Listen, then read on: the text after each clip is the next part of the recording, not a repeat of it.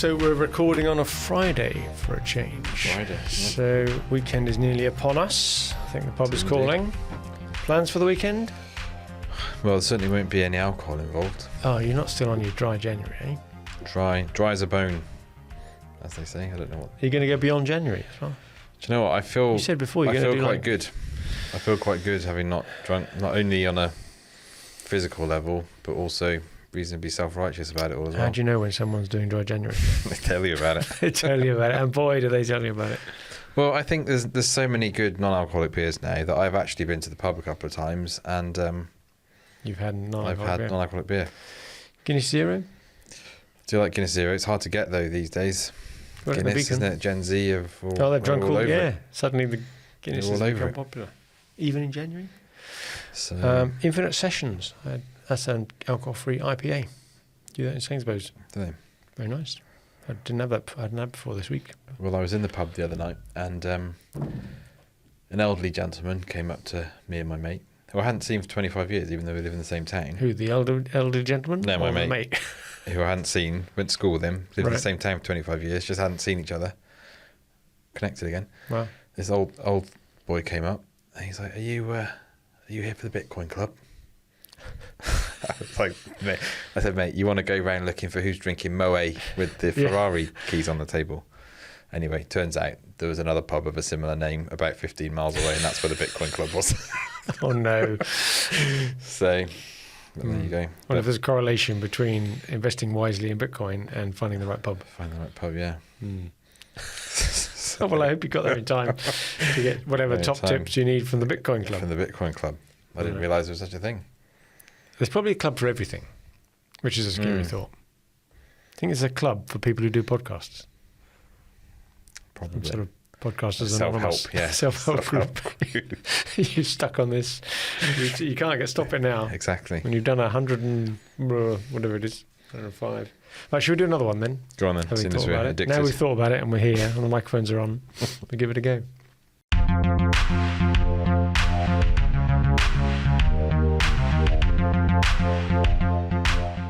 Hello and welcome. It's another episode of the SME Growth Podcast from Wellmeadow, and we're trying to come up with something interesting and useful for you each week, especially aimed at owners and managers of small and medium-sized companies. And this week is no different. Rich, we're here. We picked up another juicy topic to Yep. cover in this week's podcast.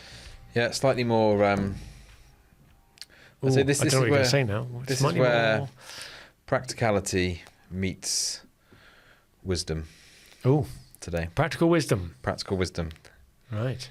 A wise Today. head on practical shoulders. Yep. Well, So, that promises to be intriguing. What are you going to call it? well, I know wisdom. Well, Tales. wisdom. Tales from the front line. Well, no. What inspired this is, so looking at the data as we do from our podcast, we do get quite a few 25 to 35-year-old people, Young whippersnappers. young whippersnappers, Mm-hmm. all the whole life in front of them, listening to the podcast from the data. That's what we can see. So, So you thought you'd do something for them? yeah, I thought, well, and it's not just for them, but I thought to myself, do you know what? When I was, it wasn't that long ago, but when I was, You're not that old. when I was in that age bracket, Yeah.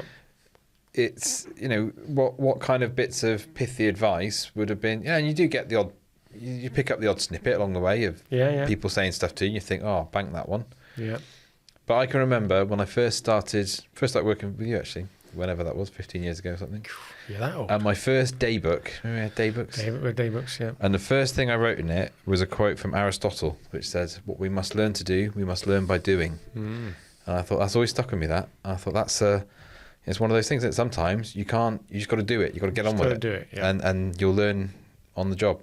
So we thought, well, actually, if we put our collective heads together and thought, well, what would be our bits of pithy advice that we could give to the next generation of entrepreneurs? And interestingly, that generation, there's a lot more business owners compared to. Yes. There's a lot of aspiration to own a business or to maybe just work for yourself, digital nomad, that type of thing. So we thought, well, Okay. Top tips for younger people in business. Well, you can't call it younger people in business, though, can you? No. That's age discrimination. top Could be top tips for anybody. for ambitious But you don't want to be too ambitious. They're not too ambitious. We've done that. Brackets. For ambitious. Ambitious, but bracket, just but it's not not too too much. ambitious. People that want to be in business. So But maybe they're already in business. that are already in business or want to be. I would like our listeners to realise the pain we go through every week in just trying to come up with the title for one of these blinking podcasts. It's very... You can't summarise half an hour's worth of wisdom into 10 words. No. So, top tips about business. Well, top tip. So number About one. life. About life. Stay humble whilst being ambitious.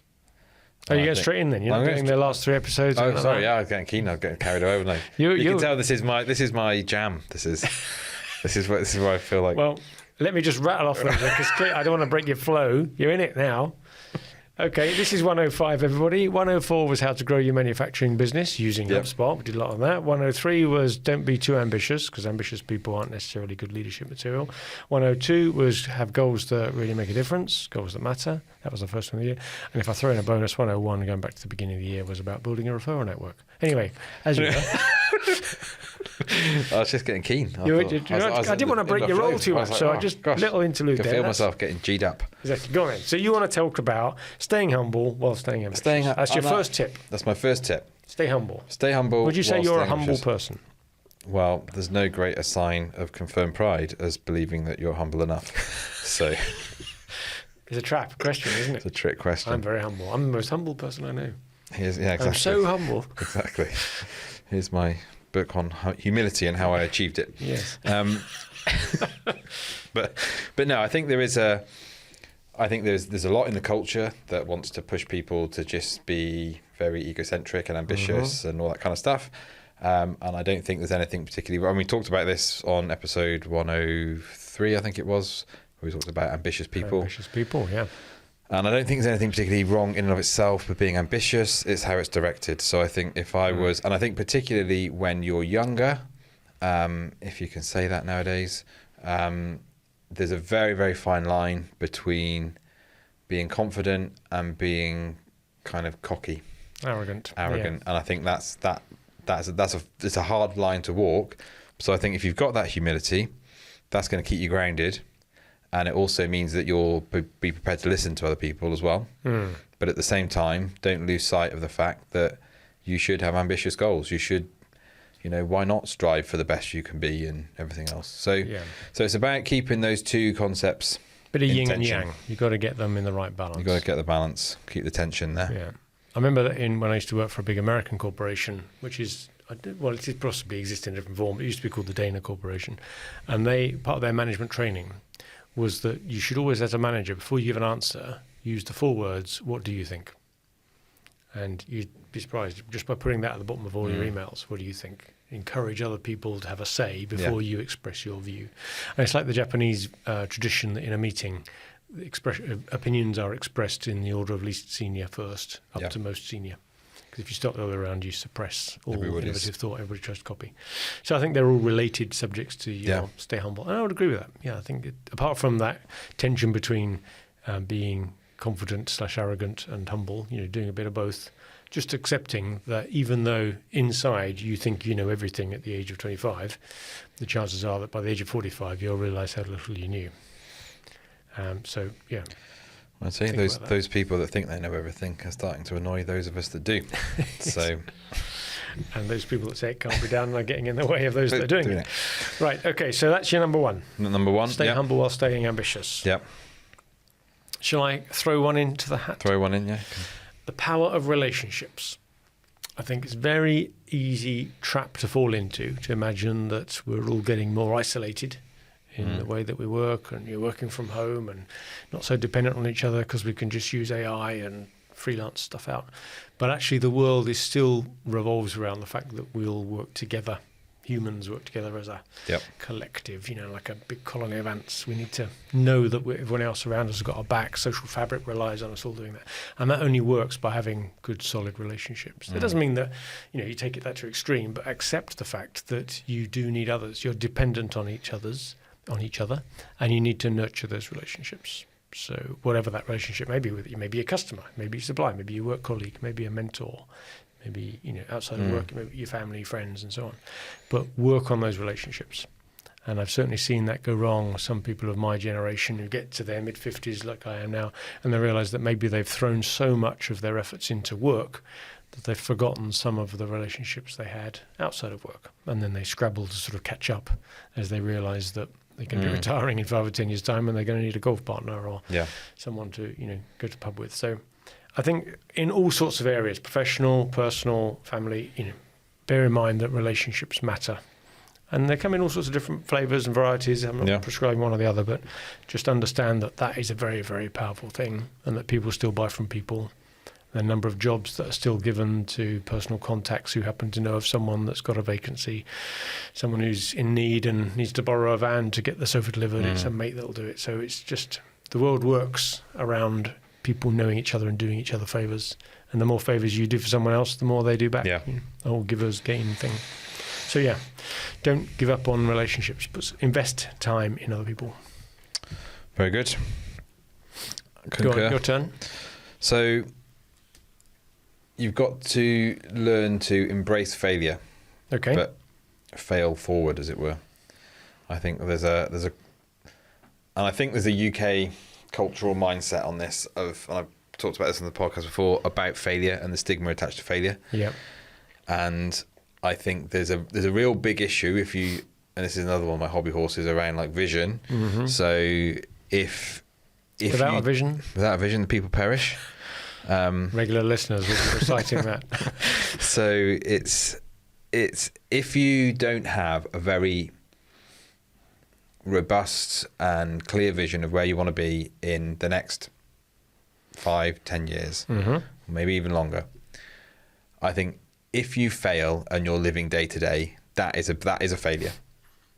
You get to the end of that day and you think, today I've failed. It's a gut punch. Yeah. Whereas if you're viewing your life every day as a step towards something that's in 5, 10, 25, 30 years, if you fail today, that is just a stepping stone towards, you've got a bigger picture to frame that failure within. And then it becomes less of a failure and more of an opportunity to learn. I won't do that again, all of that. So it's about keeping not having that fear of failure, because everybody fails. And I think when you're at the start of your career, there is that kind of feeling that if I fail at something professionally, that the whole world's going to stop and it's all going to be horrendous. And actually, as you get older, you realise there's very few situations that don't have a solution. And it may be a real pain to get there, but the sky doesn't fall in there. Yeah. Right? So have that big vision. And I think that then the fear of failure diminishes in light of a bigger vision for your life. Do you know what? You triggered a thought for me there on your idea, on your theme there, is that when I was younger, when I was a lad, and I heard the phrase, learn from your mistakes, I only later realised what that really meant. I think when I first learnt it, it was, you're going to make mistakes, so at least learn from them. That was how I took it, the fail forward thing. When I got a bit older, I realised that it was much deeper than that, and that actually the way your brain learns is having a very strong need to learn, like the feeling you get when you failed.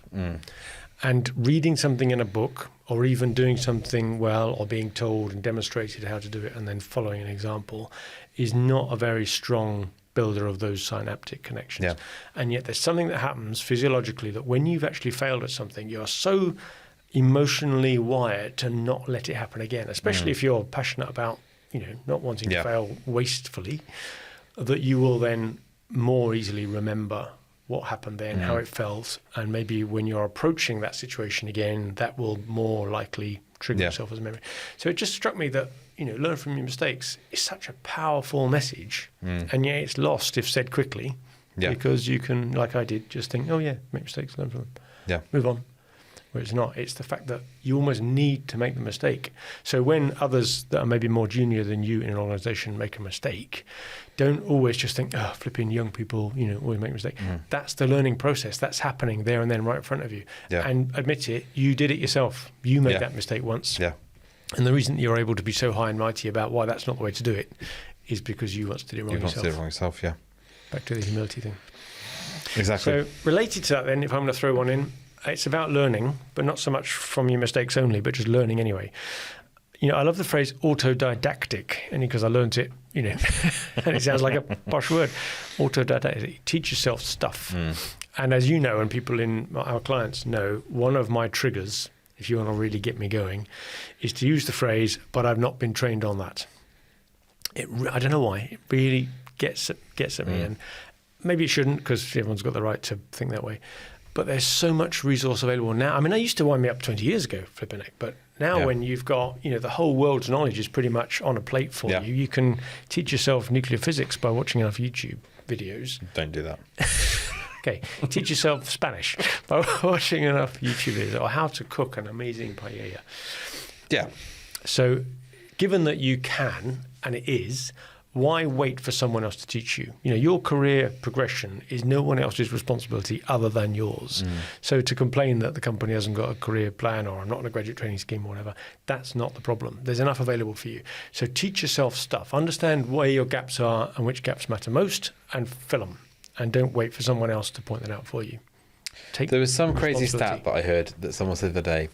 Something about if you spend, maybe it was 10 minutes a day for a year, or maybe it's even less than that, 100 hours or something, learning a subject, that would put you in the top 5% of people in that subject on the planet. Yeah.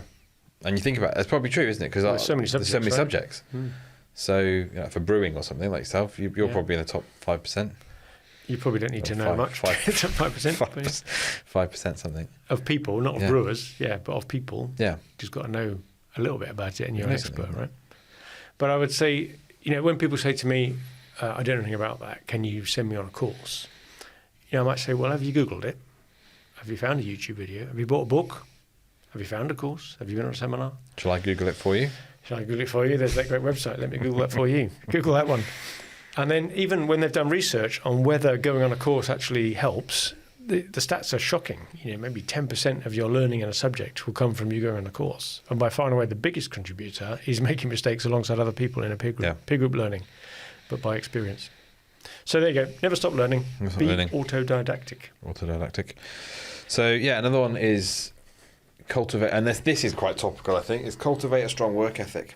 But you're going to upset some generations there, aren't you? Well, at least some stereotypes. I don't care. You're being very Gen X about that. You boomer. I'm very proudly Gen X. Cultivate a strong work ethic, but the flip side of that is don't burn yourself out. So again, I think it's work. Be careful with your first bit of advice, because work hard, play hard, which is a very Gen X attitude. I think it's. But no one owes you a living. No. And if you're going to do something, do it well. All those sorts of things. Have some pride in your work. Don't be slapdash about it. And I think this is what I tell my kids. I say, if you can learn to work, then you will probably do better than 95% of people. But don't take it to extreme. I mean, Elon Musk says, and no one likes him anymore because he's gone completely off his trolley, hasn't he? But he's said that if you're going to start up one company, let alone the 3 that he's done, you're not going to do it 40 hours a week. No. And I think most people listening to this may not go to the 120 hours a week that he purports to work on his businesses. But those of us in business that are trying to drive it growth don't do 40 hours a week. In fact, a 50-hour week is probably the minimum, and most of us are doing whatever. It's not about bragging the number of hours you work. It's understanding that good things don't come from nothing. There's just work to be done, isn't there? So that's like my lad wants to be an entrepreneur at the moment. That's what he wants to be. So I said to him, right, I enrolled him in Miyagi Business School, Shrewsbury's top #1 business school. And he was painting fences for me. All right. And he said, what am I learning doing this? I said, you're learning a really valuable lesson here, that life and work is oftentimes 90% perspiration and 10% inspiration. And you're going to just have to do this boring stuff and get it all done. And I want it done properly. And then at the end of it, you'll have learned to work. And you go, well, I'm getting paid for this. You should be paying me for these lessons. But when they're old enough, get your kids to go and do a minimum wage job. Yeah.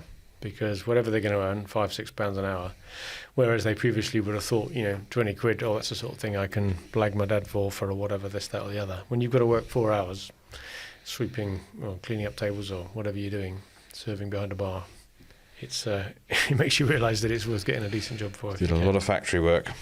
I did. Yeah. Forklift truck driver. I was Forklift truck. Still got your licence? Well, I've probably not. I imagine they expire, don't they? Did you ding many? I was pretty good actually. I was all right. They're real world steering, are they on them? Yeah. Okay. So cultivate a strong work ethic. That was your. But make sure you rest as well. That is important. Okay.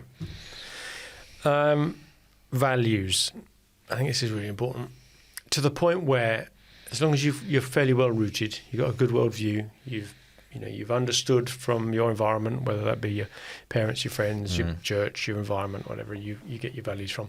Understand really where you are, and then know where you're prepared to compromise and where not. Where are your red lines? To the point where, if you need to, you sometimes do have to leave a job. In our case, we've lost clients. We've made them. We've walked away from clients because we've not been happy with the ethics. I think I told you before, I was once approached by a person, I won't say too much about it, with a brown envelope full of money to sway a decision on a disagreement. Let's say, I'm trying to be careful to protect the innocent here, between the owners of businesses. And flipping it, that's an easy one, right? You can easily walk away from that, although many wouldn't have done. But just in general terms, understand your values. What are you prepared to accept and not accept? And I find I'm challenged, and some will know this being board meetings, if certain things are said, which I don't think should be said, whether it be a distasteful joke or a discriminatory remark, I will pull someone up on that. And many won't, but I think it's important that someone does. So know your values, stand by them, and regard them as part of what makes you. And if they're for sale, then what have you got left? Well, there's some interesting stuff around Zuck at the moment, isn't there, on this? Mark Zuckerberg. What's he saying then? Well, because he was really big on the whole censorship thing, wasn't he, when sort of Monsieur Biden was president, or still is, isn't he, for a couple of hours? And he banned Trump off Facebook and went quite heavy on the old censorship and all of that. Yeah, political messaging. And now he's completely got rid of all the flipped, fact checkers. And he's given £1 million to Trump's inauguration fund as well. Yeah, funny that, isn't it? Completely gone the other way. Because I think Trump said if he said anything again, then he's going to prosecute him and throw him in jail. And people are saying, I think he was on Rogan and he got roasted on Rogan for saying, look, you just flip-flopping here. I think, for someone who's got a couple of $100 billion... You can afford to have some values and stick by them. Yeah, you could, whatever they are, whether, but just at least stick to what you say you're going to do. So, yeah, know your values. Do you think other really famous CEOs got strong values? I feel like Steve Jobs probably had some values. May not have agreed with them. Bezos? I don't know about him. I'm not sure about Bezos. I don't know. I think his values were fairly ruthless. Not sure if I would share many values with him. Certainly the way he built Amazon. I think Steve Jobs was probably as ruthless, but he had a bit more of a kind of something around I want to make something beautiful, and whereas I think Bezos is more, he's a bit more money kind of. Yeah, I think he shareholder. Yeah. But that being said, he does talk a lot about maybe rather than looking at like a rich list, why don't we look at a list of who's created as much value? He only owns 14% of Amazon only, but he's like, look at the value I've created for all these other people. Yeah. So I don't know whether that's a value or not. Who knows? Right. But we might get ourselves in deep water going down there. But values. Yeah. So know thyself. So another one would be mentors. If you can find yourself a mentor, be a mentor. Both. I think it's important. At the same time, maybe? Yeah, I think at the same time. I think it's good to have someone that you're looking up to, but also someone that you're helping to bring on. There's, Learn from those ahead of you and teach those behind you. And I think this is around like role models and stuff, isn't it? Which is something, again, that I could get on my hobby horse about.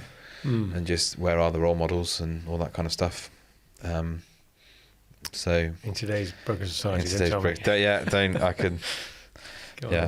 I could write a book about that. I'm going to one of our local schools on Monday morning and giving one of my irregular speeches to the Captain, my captain. They'll have them all standing on the tables doing their Robin Williams bit. But no, I think it is important, particularly if you in a position where I think a lot of people maybe don't realise that other people are looking at them. Yeah. And actually you can, even if you're not in a mentor relationship officially, being a role model, and at least having people you look up to. But sometimes, pinch of salt on this. The warning on this would be sometimes, you don't want to meet your heroes, all that type of thing. Interesting story about that we heard the other day, didn't we? About business owner who met one of his heroes when he was 12, and he was just told to leave in a rather unfriendly way. Yeah, exactly. He thought he'd be a bit friendlier than he was. There you go. So yeah, I think the problem with this is the power imbalance, or the perceived power imbalance, that when you need a mentor, you don't feel confident enough or able to ask for one. And yet when you are in a position to be a mentor, it's not always appropriate to go offering it to everybody. So there's almost a brokering problem. Yeah, it's an interesting point, actually. So I was thinking of that as you mentioned it, that I think if you are at the start of your career or wherever, if you approach someone and said, would you be able to mentor me? And that doesn't mean take on to raise. We're talking maybe just a cup of coffee and tell me about your life and give me some pointers, and can we do this every 6 months or something? I think 9 out of 10 people would agree to that. I think people would feel quite honoured that you'd come to them. Well, we talked about that in episode 99, I think, with Dave Beeman, the difference between coaches and mentors, and how he chose one. And I think he made exactly the same point, that if you ask a lot of people to be a mentor, you're very high chance of success. You get one, but ask the right people. Don't just go straight to someone really famous who hasn't got any spare time. But even that, you could give it a go. You might find someone. I think if you approach that with a what have I got to lose type of thing, and back to that whole, you're the average of the 6 people you hang around, which is a very kind of pithy thing, but it's kind of true. Yeah, you will start to think and act like the people that you surround yourself with. So that is very true as well, and I often quote that in some of my student talks. Very true. So mentoring, be a mentor, ask for mentors, understand the value of it. I think what I want to talk on next is something that I learned this probably later on in my teens, and that's about communication. I was very shy mid-teenager, 14, 15. I was quite short as a teenager, late developer. I saw all these much more confident boys, especially around me, because I was at a boys' school. And so I didn't speak up and all that sort of thing. I wasn't the first to start talking. I think at 18, I probably had a good sort of experience of giving myself a bit more confidence, because I was volunteering for hospital radio, collecting requests on the wards, and became by accident a presenter on hospital radio. So I started talking. Here we are. Would you believe it? 40 years on, I'm stood behind the microphone again. But then when I went to university, partly because I'd had a year out, partly because I've just, got a bit more confidence one way or the other. When a group of students did a group exercise, and that bit at the end where the lecturer says, will one of you stand up and summarise your work? I don't know how or why, but for the first 1 or 2 times Muggins got chosen, probably with me protesting, but because I sort of carried it off and I didn't not do it, then after that everybody says, oh, Dave's on the team, he'll do the stand-up bit at the end. And it just became a thing. Yeah. And so by the end of my university career, after I'd done a lot of that, I'd already had a bit of practice at public speaking. And people say, oh, I'm no good at public speaking. I don't believe, and maybe this is not fair, but I don't believe anybody can be not good at it. It's just that you haven't had enough time to get through that learning curve where nobody's any good at it to start with. You've got to get through the sort of pain barrier, if you like, of being a bit embarrassed and shuffling your feet and stumbling over your words. But once you've done it enough, you just like talking, right? We can all talk. So I think that ability to, whether it be public speaking or at least addressing confidently a group of other people that you may not know very well, which may be a small group, 2 or 3 people in a meeting, I think that ability to communicate really well and then not do what I'm doing now, which is just waffling on, but succinctly make your point and understand how people are listening and reacting to that, which means you've got to listen as well. So that whole art of communication, 2 ears, 1 mouth, get that ratio right, listen more than you talk, but be able to communicate in both the spoken word, the written word especially, make a phone call, just connect with people and just get your message across. And things like Toastmasters, quite a few people I know have done Toastmasters just to improve their public speaking and just have that, because I suppose for a lot of people there aren't a lot of opportunities to do public speaking, so something like Toastmasters or something is maybe a good way of doing that. But find an opportunity. I've got to host an event next week called Let's Celebrate Shrewsbury, where all the great and good of Shrewsbury are coming along, the mayor and the councillors and all that sort of thing. And whilst I'll be confident talking, the bit that I'm not at all good at, here's my humility coming through, is being able to construct a good speech, if you like. I need help to do that. I can deliver it, but I can't I'm not naturally someone who's a speechwriter. So, but anyway, the art of communication is so important. And, when you see people trying to write a persuasive email or report or something, or just writing 10 pages when a paragraph would have done. Yeah. So, understand the power of communication. We've got time for more? Or are we going to... One more each. One more each. The quickie. Quick last ones. Quick one.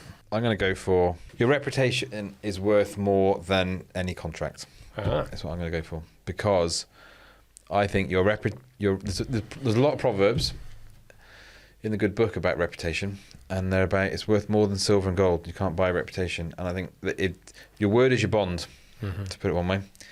And I think your reputation is what is going to precede you. It's what's going to come after you. It's how people are going to think about you. And I think to the best of your ability, you want people to think highly of you. Now, not everybody will, and that's if you don't want to give them justification for that. So I think be someone who is a person of honour and integrity, and that will stand you in good stead for having a good reputation.